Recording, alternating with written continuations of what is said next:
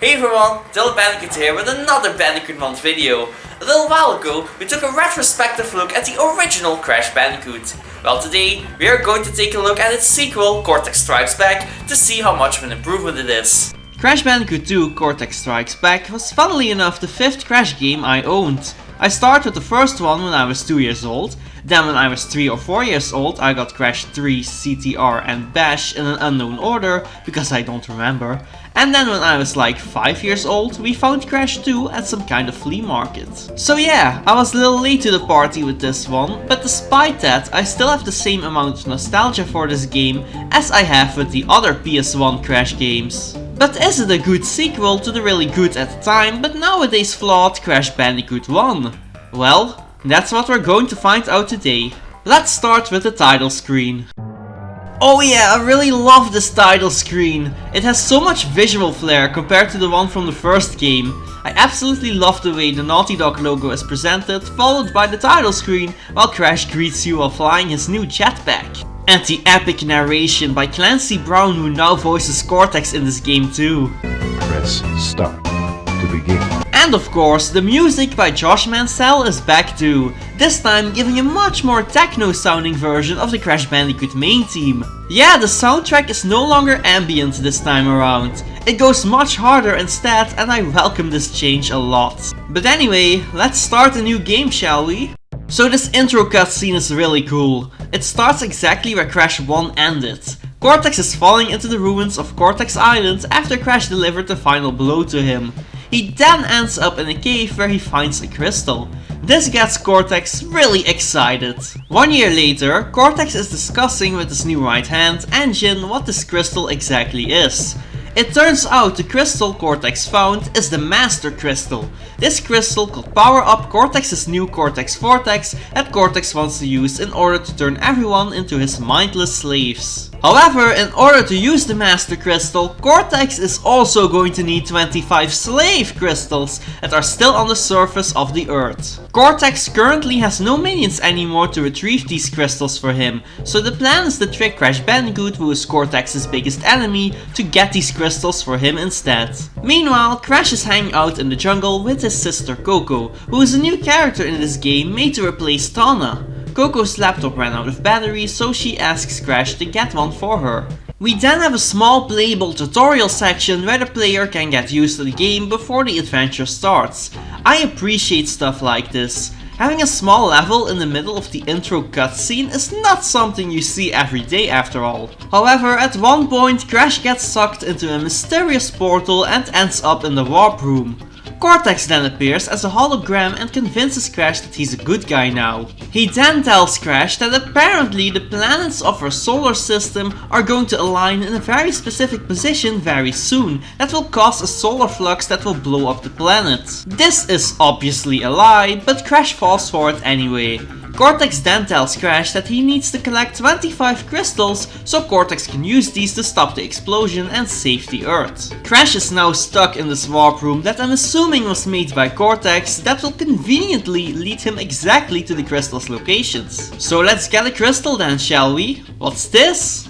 It's probably not important. This is what you wanted, right Cortex?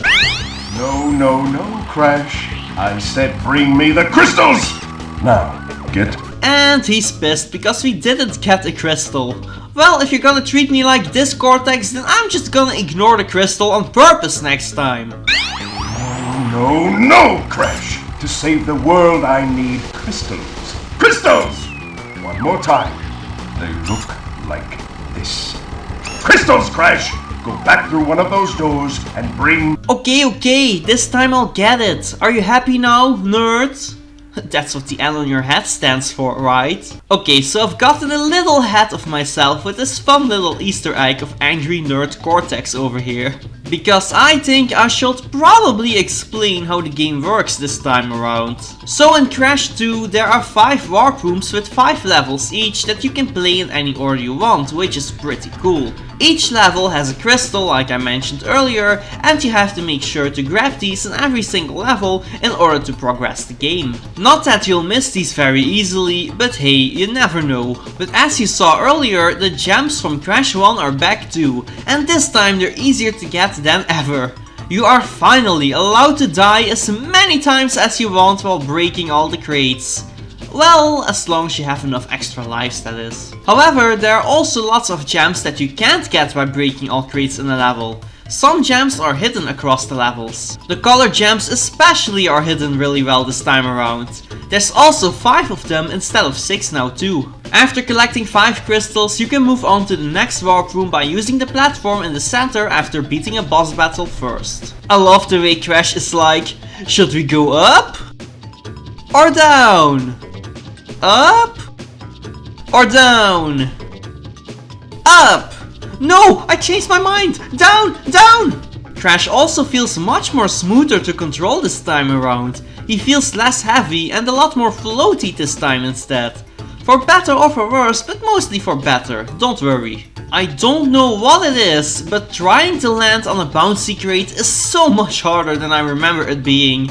This is especially annoying in the bonus round you can find in the pits. Crash even has a couple of new moves that make all the difference in making the game a much more satisfying platformer this time around. First off is crawling and ducking. Gee, Crash looks like a predator or something looking for his prey like this.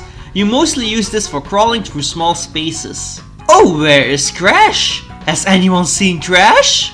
Peekaboo! Peekaboo! Peekaboo! Does anyone else think Crash kinda looks like a DJ while ducking really quickly? You can also jump while ducking for a high jump, which is essential for completing this game. The big new move in this game is sliding. You can use this as an alternate way of attacking enemies. Heck, some enemies can only be defeated with the slide. However, the slide is just a nice new way to give Crash more maneuverability in this game too, especially if you combine this with jumping in order to do a slide jump. Slide jumping gives you much more distance while jumping and is a super fun way to blast through a level too. However, with these fun new abilities come fun new glitches. First of all is the slide spin attack. If you spin immediately after a slide, Crash will do this sideways spin attack that will keep your sliding momentum going, thus making you faster. Speedrunners love this glitch. Another glitch that speedrunners love to use is the slide jump spin that lets you jump a lot higher than intended. In order to do this, you need to do a slide jump, and while pressing the X button, you have to also press the grab button at the same time. This glitch is really broken and I absolutely love it for that. For example, at the beginning of Road to Ruin, there is a secret path that you're not supposed to have access to if you enter the level normally. But with the slide jump spin, haha! I snuck into the secret route anyway, in an unintended way. I can't get this gem the unintended way though. Also in Turtle Woods and in the pits there are these big holes where you have to defeat a bunch of moles in order to make a mushroom appear that lets you jump out and escape. However, with the slide jump spin, you can very easily escape earlier. Haha! Take that, suckers! Wait, what? Okay, maybe be careful when using this glitch. Oh, and then there's also belly flopping. If you jump and press the circle button, Crash will break his ribs. This can be used as an attack from above, but you will mostly use this to break crates, especially these brand new crates right here that you can only break with a belly flop. Can we take a moment to appreciate the pause screen for a second? It looks really cool! And the fact that you can see a progress on the right about how many crystals and gem you've collected, as well as your total percentage, is really neat. But my favorite part is the freeze frame on the left. Pause at just the right moment and you can get Crash to look like a doofus. So I'm at the end of Turtle Woods now after I've already collected the clear gem by breaking all crates. But look at this, the crate tally says I have 29 out of 0 crates now. Does this mean we get something if we clear the level while ignoring all crates? Alright then, let's try to do that then. Well, this is a pickle. Guess I should use my extra high jump then. Oh. Attempt number 2. Oh, so this is how you get the blue gem apparently. Clever. Very clever. Huh? Bird? Oh, it's just Embryo. What is he doing in this game? So apparently, Embryo and Cortex are no longer working together like in the first game. It seems Embryo has figured out Cortex's evil plan and tries to convince Crash to collect the gems instead of the crystals. As long as Crash is collecting the crystals for Cortex, Embryo is going to do everything in his power to stop Crash. What, are you going to send Ernie after me with a banana in his ear? Anyway, I'm happy to say that this game introduced snow levels in the franchise. The ice physics are absolute whack though. Oh look, it's a nitro crate! These are new in this game. Basically, if you touch these, you will die on impact. Unless you have an Aku Aku, of course. However, just like with the TNTs, you need to break all of these in order to break all crates and get the clear gem at the end of a level.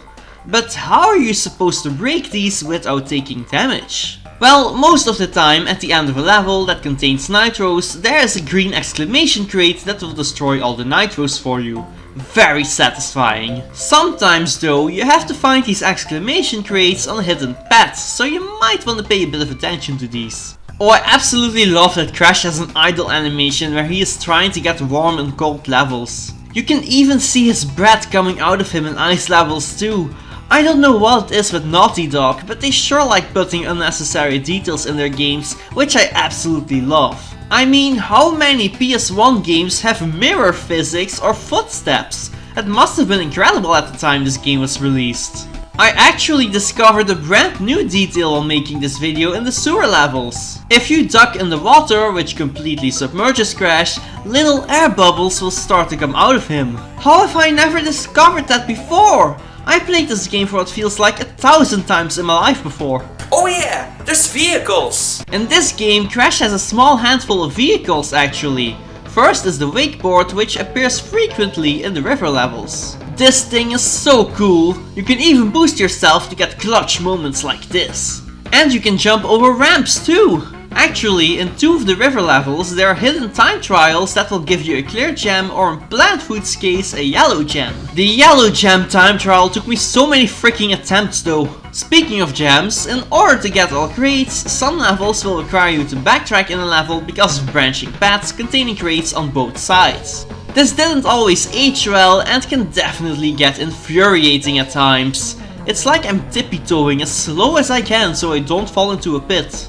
But hey, in some levels, such as Diggin It, you can cheat a bit by walking backwards on dead routes, which you're not supposed to do in order to get a gem from that route the unintended way.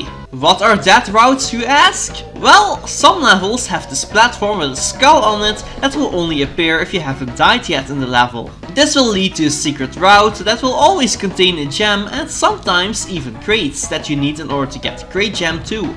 Curse you, Cold Hard Crash, curse you! Back on the positive side though, chase levels are back! Oh yeah, it's boulders all over again, but now it's a boulder covered in snow. There's this really weird new hazard though, the mines. These mines, weirdly enough, don't damage you, they're just there to slow you down. What do you know? Oh, and then there are these turbos that will make you go zoom in order to get away from the boulder easier. Neat! Oh look, Ripperoo is back as the first boss now. This fight is really easy. Ripperoo will turn the tiles of the floor into TNTs and you basically just have to figure out which small space he isn't going to drop on so you can take shelter there and avoid the explosion. Then you do the exact same thing but with nitros. Unlike with the TNTs, you're not allowed to touch the nitros, but it's still pretty easy anyway. After that you can hit Ripperoo. And then 2 more phases that are slightly harder have to be done. On to the next warp room! Oh, what's this? Hello there, you cute little thing! Give me all your lives! I don't know why I did that, but it worked. Oh look, another cute creature! Ah! Oh, this is interesting. Do you guys see that? It's the Rolling Stones from the first game. Does that mean that this is maybe the same location as in the first game, but it's winter now? So believe it or not, there is an official map created by Naughty Dog which explains where every single level of Crash 2 takes place and where Crash gets warped to on the 3 Wampa Islands. As it turns out, it is now winter on the islands, which means that Crash 1 took place during the summer in the southern hemisphere and Crash 2 takes place during winter now. Really cool detail. The second island especially seems to suffer from winter quite a lot compared to the other two islands. But wait, according to the map, Snowbiz is on the second island, but both of the jungle roller stages from the first game were on the first island. Weird. Did you enjoy Hogwarts in the first game? Well then I have some good news for you, because this game has 3 super fun polar bear riding levels with one of my favorite Crash characters, Polar. Oh no, Crash's face again! Crash, hold it in, buddy! These polar levels are 10 times more fun than the Hogwarts levels. It definitely feels like you have even more control than ever on Polar compared to the boar. And these death animations, they're so good. Crash 1 had a couple of death animations, but Crash 2 really took some major steps to make them more entertaining than ever. These animations just burst with creativity and charm that will become a staple of the Crash franchise forever. They made dying fun in this game. Heck, the death animation that happens when you get hit by the shrink ray actually lets you move around a little before dying. That's so fun. Here's another new thing Crash 2 introduced. Monkey bar climbing. This is kind of fun, I've gotta admit. If you press the circle button, Crash will do this for some reason though.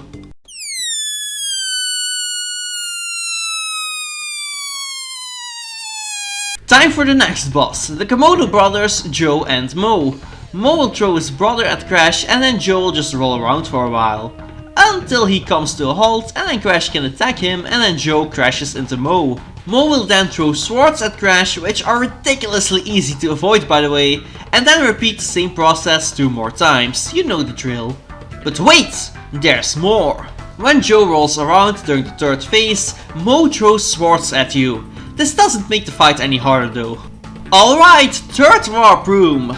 Oh, Road to Ruin has a fun bonus round. You have to walk back and forward to activate these exclamation crates. No! My extra life!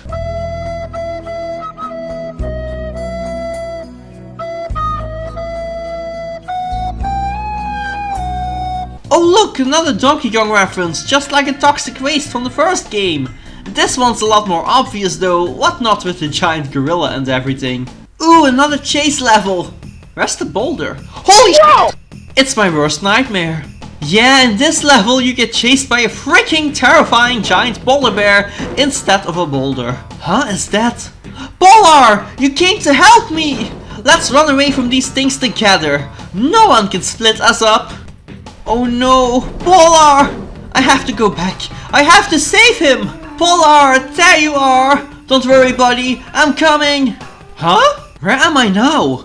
Is this a brand new warp room? So yeah, as it turns out, some levels have these secret invisible exits that are hidden in a very clever way. I love this so much. Discovering one of these exits by accident always felt so satisfying as a kid. But where exactly do they lead? Well, every single time you discover a secret exit, you unlock a level of sorts in the secret warp room. Most of these are just secret routes from previous levels, so you can now get all crates in that level, or you can even get that pesky red gem now that's been taunting you since the freaking beginning of the game. Finally, I can get every single crate in Air Crash now! Oh. You can also unlock 2 brand new levels in this warp room too, including another polar level, yes! I like how in the secret warp room you can see the Wampa Islands in the background, and at night time too. Let's try to jump to one of these islands.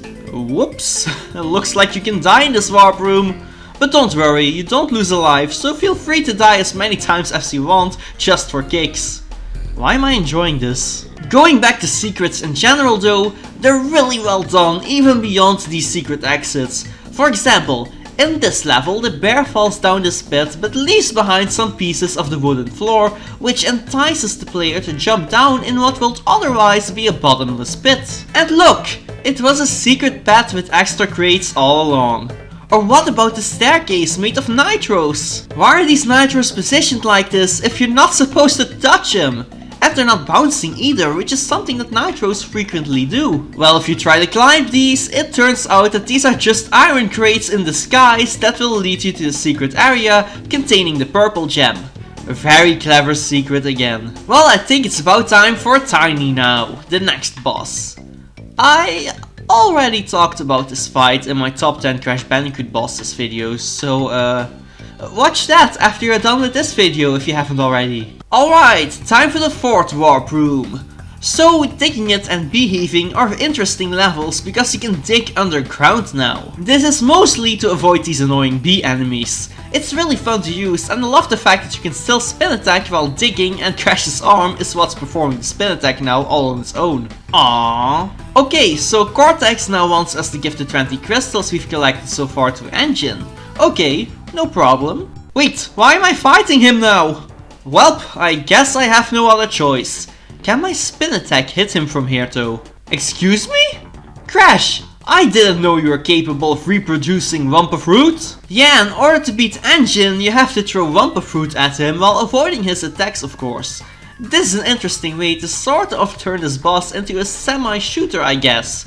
I love it. Oh boy, Cortex is mad again. Hey, it's not my fault Engine tried to destroy me. I was willing to peacefully give him the crystals. Well, time to collect the remaining 5, I guess. But I'm slowly starting to think Embryo was right all along. Oh yeah, here we go! It's jetpack time! Oh, this music! Best song in the game, hands down. Bravo, Josh Mansell. Bravo. I absolutely love the jetpack levels in this game. A lot of people have issues with the controls for these levels, but I really enough never had any issues with them. X is going forward and circle is going backwards. What's so hard about that? I don't get it. Okay, yeah, moving Crash around can be a little clunky if that's what you're talking about. Still doesn't bother me though. Whoa, what was that? I took a dangerous risk and was able to accidentally go through a wall that was supposed to kill me. That has never happened to me before, wow! Oh yeah, the jam platforms from the first game are back, by the way. I didn't mention it earlier because it seemed obvious. However, this game did something really cool with them. In the final level, Spaced Out, all of the jam platforms return for one final jam pad that contains several different sections with different platforming challenges. This is really fun and really well done in my opinion. Hey Cortex, we did it! We collected all the crystals for you! Now save the world! Uh-oh. Okay, yeah, so Cortex is betraying us, which we already knew from the beginning of the game. But now Crash finds out about Cortex's plan because Coco hijacked his hologram signal to tell Crash that she found out about Cortex's true intentions with the crystals to turn everyone on the planet into his mindless slaves. Well, I guess it's time to chase after Cortex now in another showdown with him. Oh, that's weird. This boss is on the jetpack? And Cortex isn't attacking me? Yeah, this boss is weird. It seems you have to chase Cortex through this asteroid field and hit him 3 times to defeat him. But nothing can kill us. The hazards can only slow us down, and if you're too slow, Cortex will just wait for you, for some reason. You're too slow! Now, if you're not able to hit him 3 times while chasing him, Cortex will escape eventually and you'll lose. But that isn't very likely to happen, considering this boss, if you could even call it a boss, is piss easy. Despite everything though, I secretly really enjoyed this short but sweet boss really enough. Now that Cortex is defeated, Crash and Coco are relaxing on the peaceful beach of Insanity once again. However, Coco notes that Cortex's space station is still intact and that they also have no idea what happened to Cortex. This is where the gems come in. If you go out of your way to collect all gems like Embryo asked, you will get the true ending where Crash, Coco and Embryo use the gems to power up a laser beam that will destroy Cortex's space station. Now Cortex can no longer turn the entire planet into his slaves and the game is over. The end. Or is it? And that was Crash Bandicoot 2 Cortex Strikes Back. I always considered this the golden standard of video game sequels, and revisiting this game has definitely not changed that yet. If you liked this video, don't forget to like, comment and share this video with the internet. And if you haven't already, then don't forget to subscribe and click the bell as well. I hope you enjoyed this video and hopefully I'll see you next time for the last Bandicoot Month video of 2022. Bye!